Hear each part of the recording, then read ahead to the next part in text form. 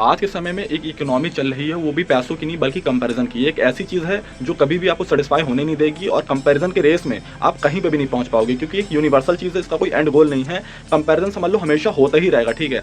आप अपने सिटी, मोहल्ले, एरिया के लोगों से नहीं बल्कि पूरी दुनिया से कंपैरिजन करने लग जाओगे इस रेस में, क्योंकि इसका कोई एंड गोल है ही नहीं, ठीक है। क्योंकि आप समझ लो कि आप कंपैरिजन कर रहे हो तो दूसरों की लाइफ, दूसरों की चीज़ें नहीं देख रहे हो, ठीक है। बस 24 घंटे आप जब भी फोन खोल रहे हो सोशल मीडिया पे यही देख रहे हो कि कोई लग्जरी कार ले रहा है, कोई खुद का घर बनवा रहा है, कोई खुद का बिजनेस सेटअप कर रहा है, सब ग्रो कर रहे हैं, आप पीछे हो, ठीक है। फिर वहाँ से एक विक्टिमाइजेशन की आपके अंदर आदत आ जा रही है जो कि सारा मामला ही गड़बड़ कर दे रही है, ठीक है। इसको अगर फिलोसफिकल पर्सपेक्टिव से देखा जाए तो उसमें एक डेफिनेशन है कि the more you compare the less you appreciated. It means कि आप जितना कंपेरिजन करते जाओगे उतना अंदर से आप खाली होते चले जाओगे, आपको सेटिस्फैक्शन कभी मिल ही नहीं पाएगी, क्योंकि आपको लगेगा कि कोई ना कोई आपसे आगे है और फिर ये रेस जो है कभी खत्म नहीं होती। तो जिस वजह से आप अपने कंपैरिजन पे ध्यान दीजिए, अपने ग्रोथ पे ध्यान दीजिए, ठीक है। आप जो पिछले आपका बीता वर्जन है और जो आपका आज का वर्जन है उससे कंपैरिजन कीजिए, ठीक है। खुद की लाइफ से कंपैरिजन कीजिए कि आपको कहाँ जाना है, कितना आगे बढ़ना है, ठीक है। क्योंकि ये चीज़ ऐसे रिलेटिव है कि मतलब इसका कोई और शोर नहीं है। तो जिस वजह से आप कंपैरिजन ट्रैप में मत आइए, ठीक है।